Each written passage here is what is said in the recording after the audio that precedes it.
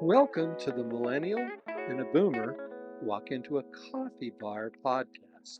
The very best podcast to get your life advice in the form of a grande caramel macchiato in a venti cup, 1/3 whole milk, 1/3 almond milk, 1/3 soy milk, double the amount of vanilla syrup, caramel wall in the cup, no caramel drizzle on top, upside down, of course, tall ice cup, whipped cream, rounded lid, one shot extra espresso, decaf, cinnamon sprinkled on the top, and for the name, that's David, spelled Dafydd, please. Or to get your business, finance, and life support black coffee advice, I'm Dan, I'm a Boomer. And I'm Chase, the Millennial. Thanks for joining us today. Okay, here we are, Chase. All of a sudden, season 1, episode 2, and I'm having a ball. This is so much fun. And I hope that people are learning as we come up with some of the topics to talk about. And this one is an interesting one. If you listen to our previous podcast, this one is following up with managing your own career.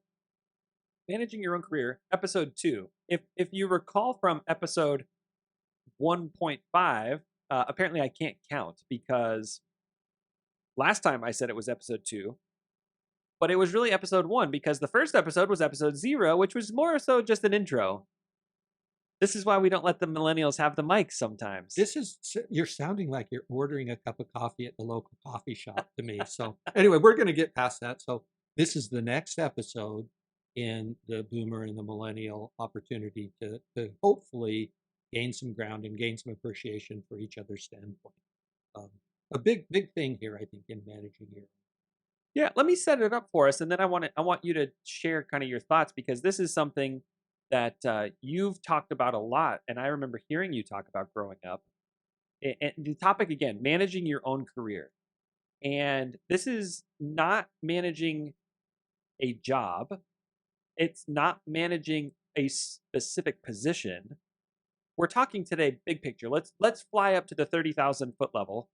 Hopefully, not in a Boeing and the door stays on. But we're going to talk about, let's talk about from a 30,000 foot level, how do we manage our own career? So it's interesting because you're going to work for a long time. It's not a one and done. It may be at different companies. It may be in different industries. It may be taking breaks in between, but it's a long haul to manage your career. And that's exactly what it is. It's a career, not just a job.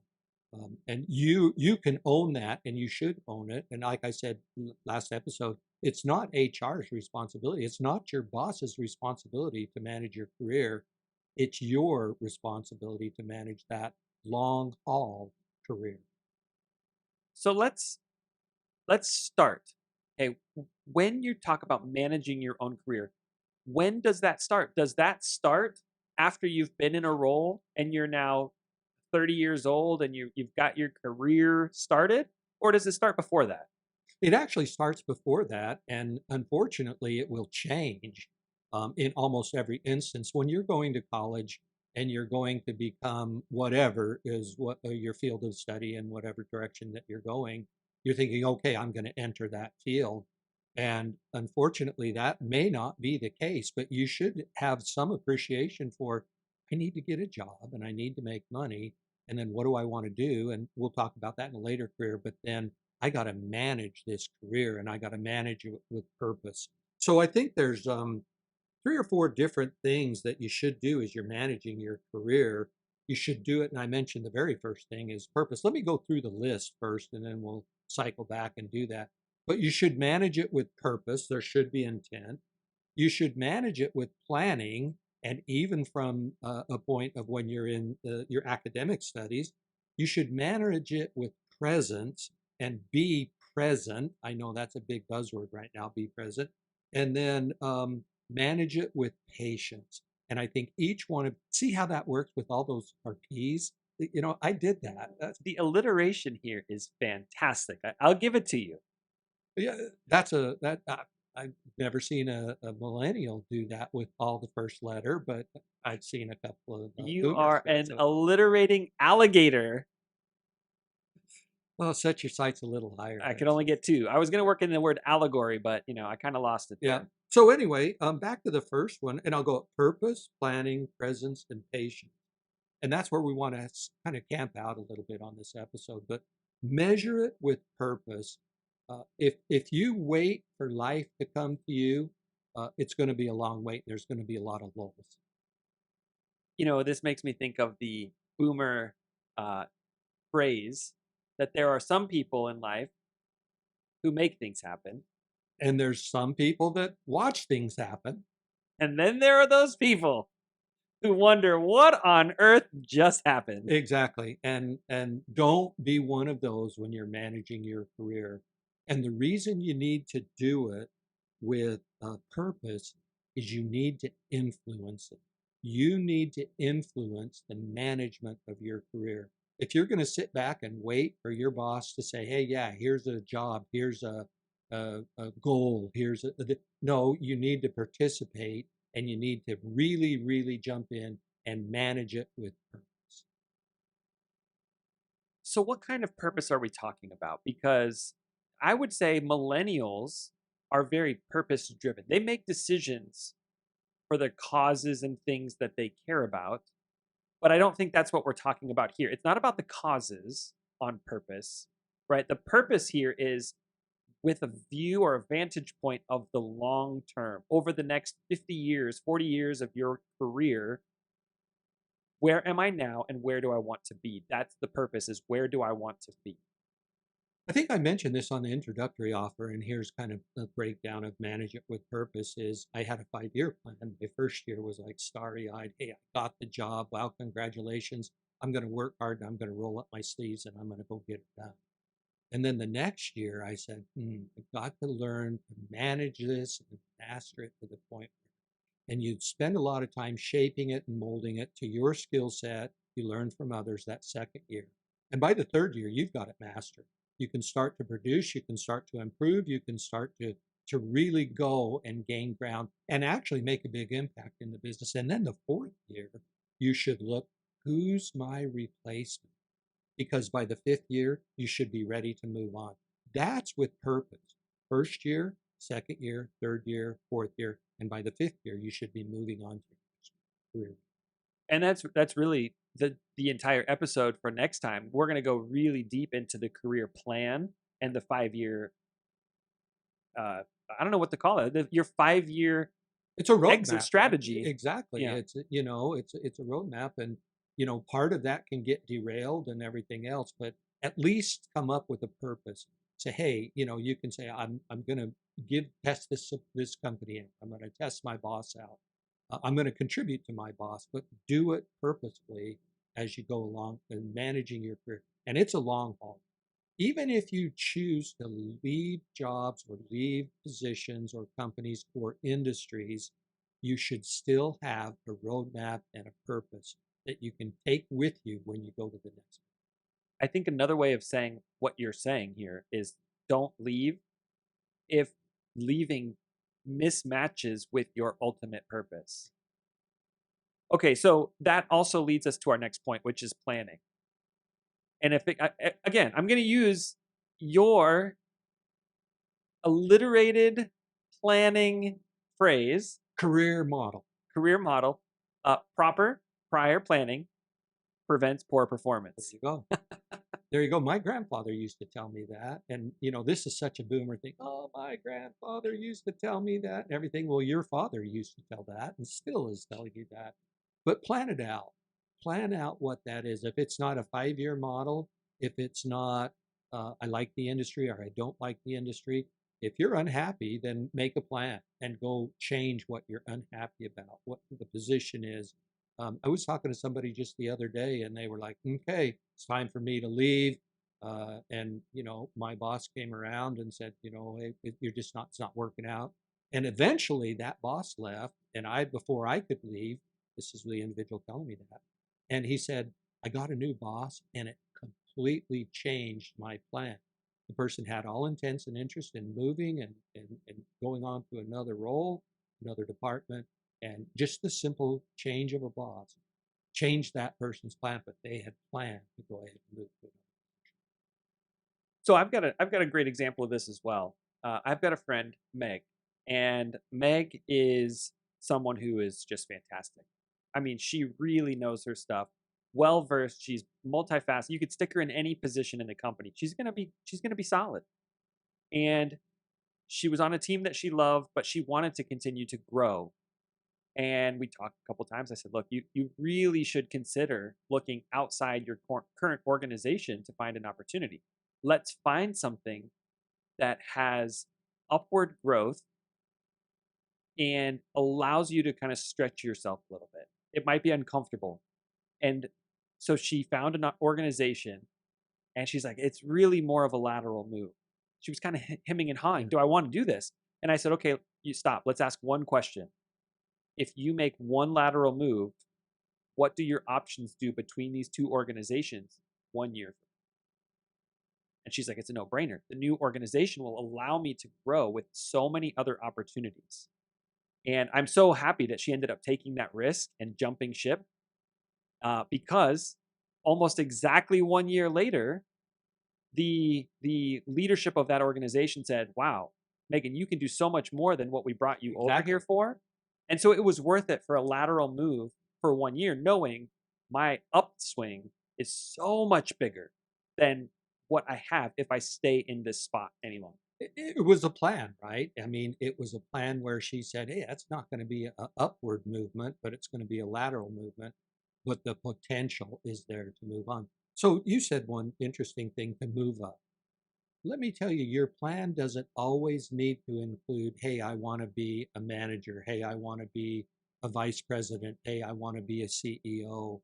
That may not be your plan at all.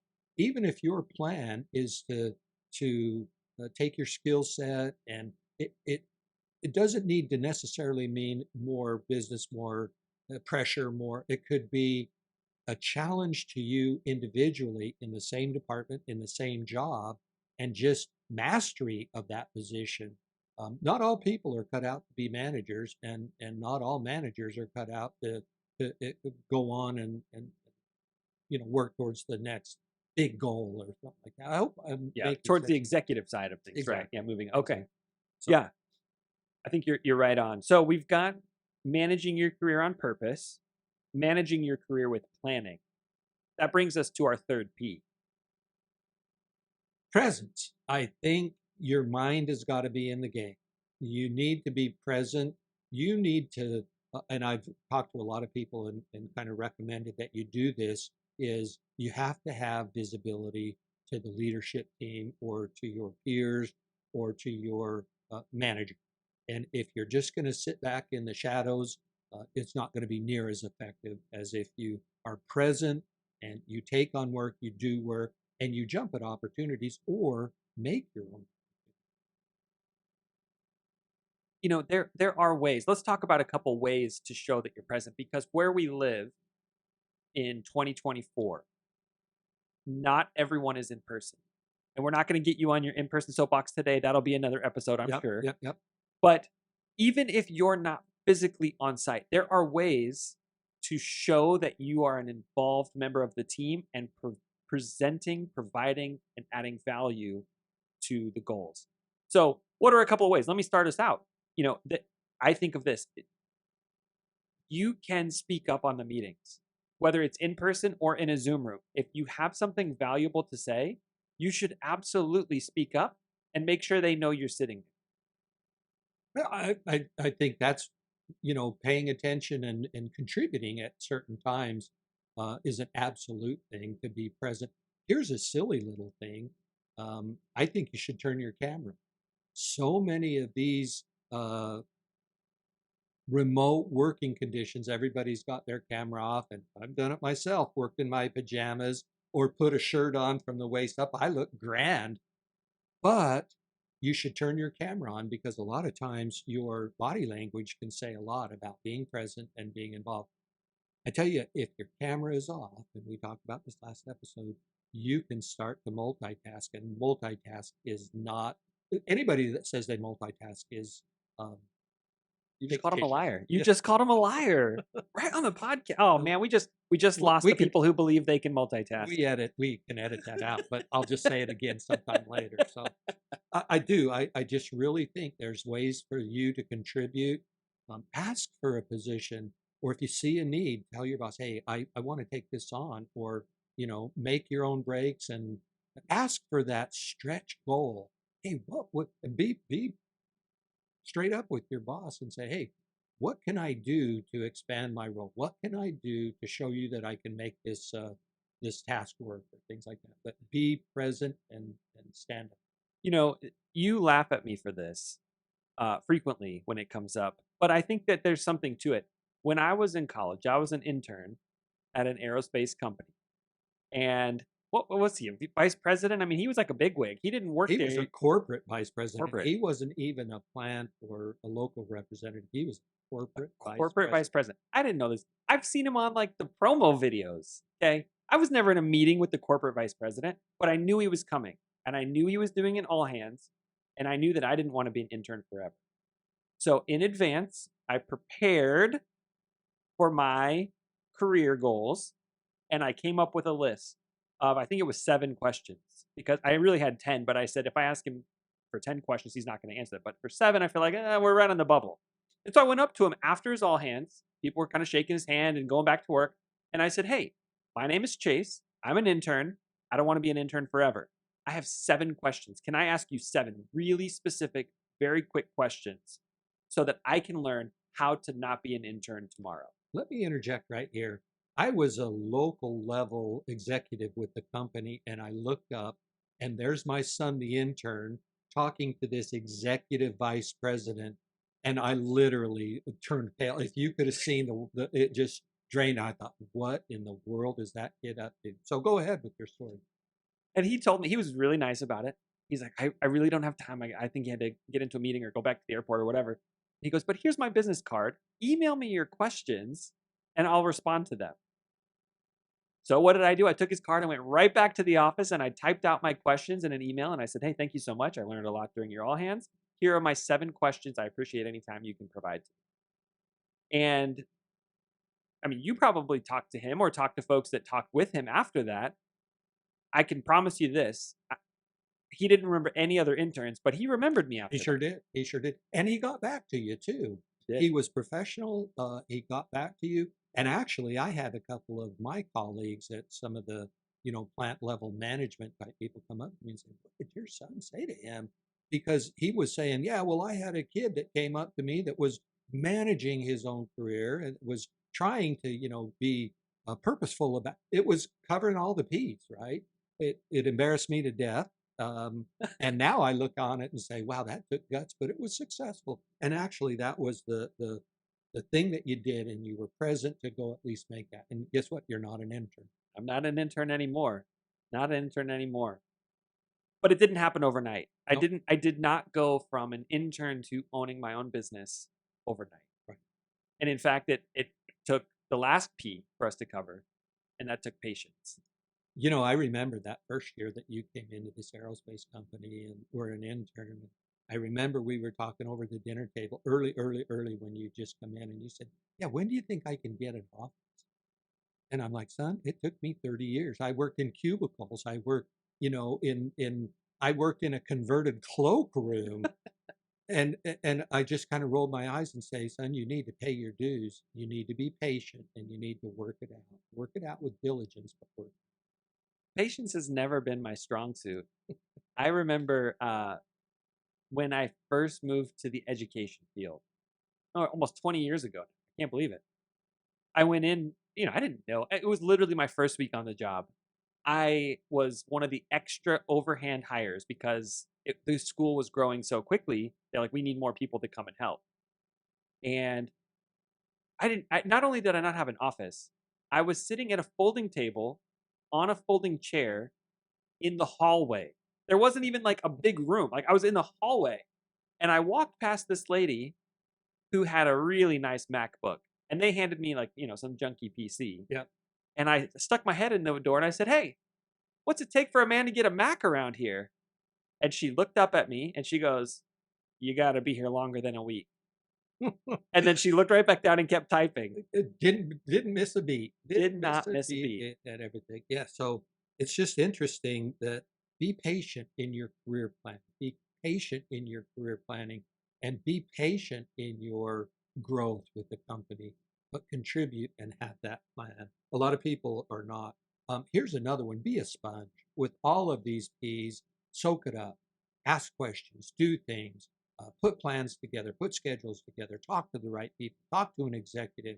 Write down questions for somebody. Do these things with diligence and perseverance, and it will come a little bit, maybe not on your time frame. I think another way to say that is when you're in a meeting and you've got all the different departments talking about something, and someone says something that you don't understand, or you don't understand how they got there. For me, it was when finance started talking. They're talking about EBITDA and all these other things. I had no idea what they were talking about.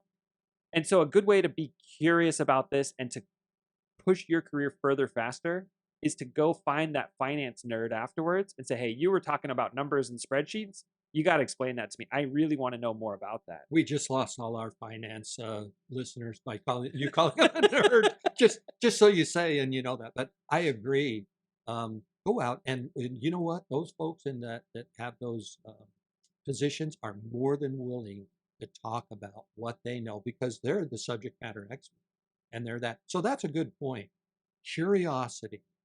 As you manage your career, manage it with curiosity, technical curiosity. Um, I don't know curiosity. How does it work? Curiosity. Why does it work? Curiosity. And really, that's a big part of your career and your position. So uh, be curious. And then, as we kind of wrap up here, we're right at the time. A whole episode, I'm sure, at some point in the future, will be dedicated to our last kind of topic around this curiosity, and that's a work-life balance. Right. I'm going to go out and say it because I had no work life. I was not necessarily career motivated, but not. I love to work and I work hard and I work a lot. And then I look at some of the millennials and their work life balance is very, very, very good. I got to give it to the millennials. And I don't do this very often, but that passed me by and it was ineffective with my relationship with my family. I still pay for that in some instances or anything else. And I've been married for 39 years. Um, but congratulations, millennials. I actually honor you for your work life balance. Just don't take it too far to where you're not present, you're not planning, you're not doing the other things that we just. Well, there's so much more we could go to there. I'm really excited about next time. Next time, we're going to talk more specifically about the career plan, those 5-year steps that you take, and some ideas that we had around moving to China and doing other crazy things that really helped push the career plan forward by managing your own career. Exactly. And it will be a great episode. We hope you listen in. And remember, just because it's different, Doesn't mean it's wrong. see you next time.